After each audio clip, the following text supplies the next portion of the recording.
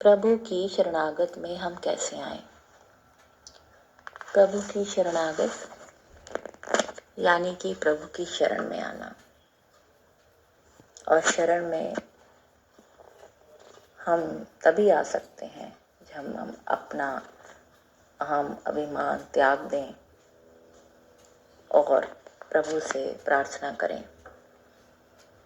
कि आप हमें अपनी शरण में ले लीजिए। यकीन मानिए, भगवान से प्रार्थना करना और उनके शरणागत होना, उनकी शरण में आना, ये तत्काल सिद्ध हो जाता है अगर आप सच्चे मन से उसका चिंतन करके उसकी शरणागत होना चाहते हैं, उसकी शरण में आना चाहते हैं। कोई दुख आ जाए, विपदा आ जाए, संताप आ जाए, उलझन हो जाए, आप ये करके देख लीजिए। असंभव कार्य भी संभव होने लगता है अगर आप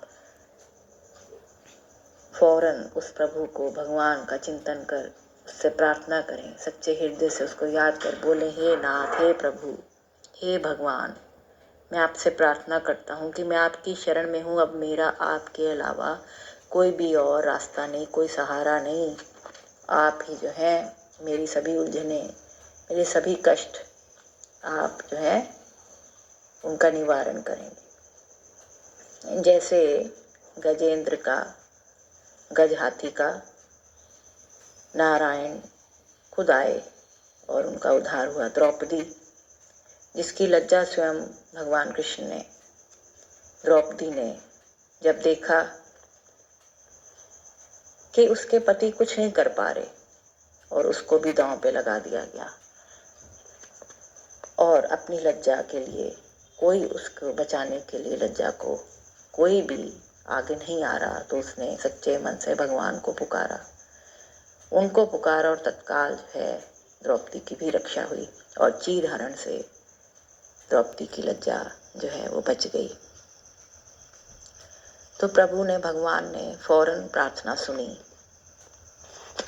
और इसलिए भी भगवान ने फौरन प्रार्थना सुनी द्रौपदी की, क्योंकि द्रौपदी खुद ही भगवान की नित्य आराधना करती थी। इसीलिए कहते हैं, अगर आप पहले से भगवान का चिंतन करते हैं, सुमिरन करते हैं, जाप करते हैं, तो विपदा पड़ने पे भगवान फौरन चले आएंगे। आप एक बार उनसे विनती करेंगे और भगवान आपको शरण में लेके अपनी कृपा बरसाने लगेंगे। जब गजेंद्र हाथी ने भी इसी प्रकार उस मच्छ से अपने को छुड़ाने की कोशिश में असमर्थ रहा, तो उसने नारायण को पुकारा और नारायण ने अपनी शरण में लेते हुए उसको मुक्ति दिलाई। और इसीलिए ये देखा गया है कि भगवान की शरणागत जो है वो अति आवश्यक है। भगवान को पुकार कर भगवान की शरणागत में आना, ये तभी संभव है कि आप पहले से भगवान का चिंतन करते हो। भगवान की कृपा से जो काम होता है वो अपने बल बुद्धि से कभी नहीं होता, परंतु जब तक हम अपनी बल का प्रयोग करके कहते हैं, मैं ये ऐसा करता हूँ, मैं ये करूँगा, मैं करके दिखाऊंगा, मैं जो हम बकरी की तरह बोलते हैं ना, तो तब तक भगवान कहते हैं, ठीक है भाई, अब तुम मैं करते हो, तुम खुद ही अपना करके हमें दिखाओ। जब चारों दिशाओं से इंसान हार जाता है, जब उसे समझ में आ जाता है मेरा बल भी नहीं चल रहा, मेरे को कोई बचाने नहीं आएगा इस संसार में, ये रिश्ते नाते भी सब झूठे हैं, तब वो भगवान की शरणागत में आने में विलम्ब नहीं करता और भगवान की पुकार करता है, भगवान को पुकारता है और भगवान जो है वो प्रार्थना सुनते हैं। प्रार्थना उस टाइम जो है भगवान को जो हम करते हैं वो अंदर से, भीतर से निकलती है और वो तत्काल प्रार्थना सुनी जाती है।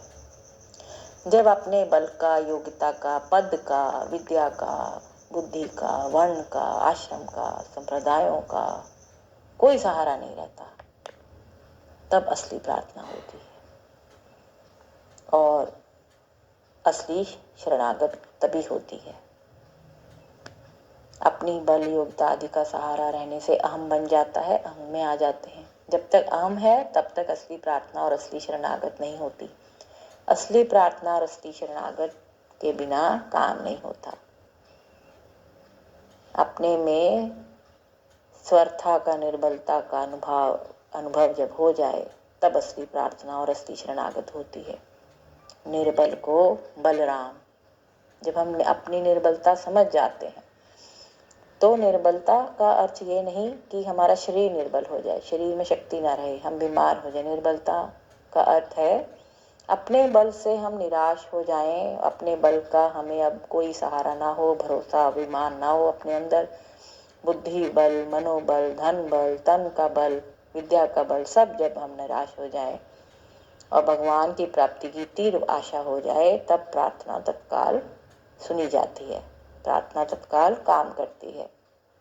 अपने बल की आशा रहे और भगवान प्राप्ति से निराश हो जाए तब प्रार्थना काम नहीं करती। ऐसा कोई भी असंभव काम नहीं है जो भगवान की प्रार्थना से संभव ना हो जाए, कारण कि भगवान का बल अपार है, असीम है, अनंत है। भगवान के बल का वर्णन शब्दों में कोई भी नहीं कर सकता, आज तक किसी ने नहीं किया, ना कोई कर पाएगा। वो इतना महान है, इतनी उसमें शक्तियां हैं, वो शक्तिशाली है। ऐसे कई उदाहरण हैं। आप सोचते होंगे कि पुराने समय की हम उदाहरण दे देते हैं, द्रौपदी की दे दी, गजग्रह की दे दी, लेकिन आज के युग में भी जो भक्ति करते हैं, जो प्रभु की शरणागत में सच्चे हृदय से, सच्चे मन से आ जाते हैं, उसकी शरण का आसरा लेते हैं, उसकी शरण में, उसके चरणों में पड़ के गिरते हैं, उससे भीख मांगते हैं कि अब आप ही हम पर दया करें, तो भगवान तत्काल सुनते हैं। ऐसे कई उदाहरण आज के युग में भी आपको सुनने को मिलेंगे। एक ऐसा उदाहरण आपसे हम सुनाते हैं, हम आपको। ये एक सज्जन थे, हमारे जानने में कहिए। तो वो सज्जन अचानक से बीमार पड़े और बहुत बड़े प्राइवेट हॉस्पिटल में उनको भर्ती कराया गया। डॉक्टरों ने जांच पड़ताल के बाद ये बताया कि उनको ब्लड का कैंसर है और रिपोर्ट्स में भी बायोप्सी के बाद ये पता चला कि इनको जो है ब्लड का कैंसर है। अब जो घर में जो सगे संबंधी थे बहुत घबरा गए, भाई इसका इलाज अब कैसे हो।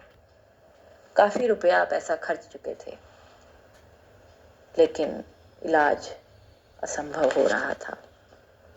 कोई भी कष्ट का निवारण नहीं हो पा रहा था। बात को कम शब्दों में बताते हुए यहाँ इतना बताएंगे कि उनके घर में एक ऐसे भी सज्जन थे जो भक्ति करते थे, सुमिरन करते थे, और वो भी उस व्यक्ति के बहुत नजदीकी थे, नजदीक के ही रिश्तेदार थे। तो उन्होंने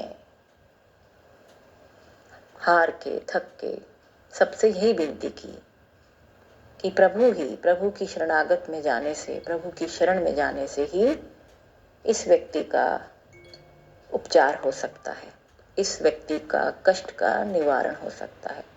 तो उन्होंने प्रभु की शरणागत प्रार्थना के द्वारा ली, सच्चे मन से, सच्चे भाव से वैरागमयी प्रार्थना जब की तो तत्काल भगवान ने उस व्यक्ति को, उसका कष्ट का निवारण किया, कष्ट को दूर किया। और जब डॉक्टरों ने दोबारा से जांच पड़ताल की तो बहुत अचंभे में डॉक्टर पड़ गए कि रिपोर्ट में कहीं पे भी कैंसर का नाम निशान नहीं मिला। तो इससे ये सिद्ध होता है कि जो सच्चे मन से प्रभु की शरणागत में आते हैं, प्रभु को अपना बल समझते हैं, निर्बल को बलराम, उसका बल समझते हैं कि अब यही हमारी जो है, हम इनके शरण में आए हैं, यही हमारे कष्ट को दूर करेंगे, और उनसे विनती विनम्र भाव से वैराग्य में ही होके करते हैं, तो प्रभु तत्काल आकर उस जीव का उद्धार करते हैं। अगर आपको यकीन नहीं, आप मुझसे बाद में पूछिए, हम उस डॉक्टरों का भी आपको नाम पता बताएंगे, जिस व्यक्ति के साथ ये घटना घटी उसका भी नाम पता बताएंगे। वो व्यक्ति अब अच्छा भला अपना कार्य विहार कर रहे हैं, लेकिन भक्ति भी कर रहे हैं, क्योंकि उनसे इस जो ये कांड हुआ, उनसे ये जो शिक्षा ली उन्होंने, और वो सभी परिवार के सभी मेंबर जो हैं आज शरणागत हैं, प्रभु की शरणागत में हैं और भक्ति करते हैं, सुमिरन करते हैं, उसका जाप करते हैं, और उसका हर वक्त जो है शुक्रिया किया जाता है, भगवान का शुक्रिया किया जाता है। तो जब तक बल बुद्धि योग्यता, हम सोचेंगे हम इतना पढ़े हैं, हमारे पास इतना पैसा है, हम तो बुद्धि में बहुत इंटेलिजेंट हैं, तब तक आपकी पुकार नहीं सुनी जाती। अपने बल बुद्धि आदि का अगर आश्रय छोड़ देंगे, तब जो है प्रभु आपके दुख को दूर करेंगे और आपकी तत्काल सहायता करेंगे, तत्काल आपके काम आएंगे।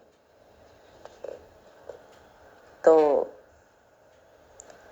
खुद प्रभु कहते हैं कि जरा और मरण से मोक्ष पाने के लिए जो मेरा आश्रय लेकर यत्न करते हैं, वे उस ब्रह्म को, संपूर्ण अध्यात्म को और संपूर्ण कर्मों को भी जान जाते हैं।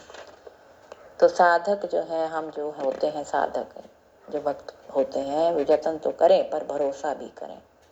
भरोसा भगवान पर करें, दृढ़ निश्चय करें, दृढ़ विश्वास करें। दृढ़ निश्चय से दृढ़ जो है आपको अंदर से भगवान के प्रति बिल्कुल पक्का आश्वासन होना चाहिए कि भगवान हमारी हेल्प करेंगे, हमारे मदद में आएंगे, हम उसकी शरणागत में जाएंगे। और शरणागत में जब आप पहुंच गए, तब आपको क्या करना है? प्रभु का चिंतन, प्रभु का ध्यान, प्रभु का जाप आपको करते रहना है। प्रभु की शरणागत ही आपको इस जन्म में भी और आने वाले आगे मृत्यु के बाद भी जिस लोक में आप जाते हैं या जिस जूनी में हमको भेजा जाता है, वहाँ पे भी शरणागत होने पर जो है, अगर आप पहले से शरणागत में हैं तो प्रभु आपकी सहायता करेंगे। आपको ऐसे उथल पुथल मझधार में, जब जहाँ सबकी नैया डूब रही हो, तूफान आया हो, पानी जो है समुद्र में बहुत तेज बहाव से चल रहा हो, डूबने की पूरी आशंका हो, वहाँ भगवान का एक तिनका का सहारा पहुंच जाएगा और आपको बचाकर भगवान बाहर को निकाल लेंगे। क्यों? क्योंकि आप भगवान की शरणागत में पहुंच गए। इसलिए भगवान की शरणागत में कैसे अब पहुंचे? भगवान का नित्य प्रतिदिन जाप करने से, सुमिरन करने से, उसका शुक्रिया करने से कि जितना हमें वो देता है हम उसमें भी खुश हैं, शुक्रिया करने से, जिस हाल में प्रभु हमें रखे हम आपका बहुत शुक्रिया करते हैं। और शरणागत कैसे करें?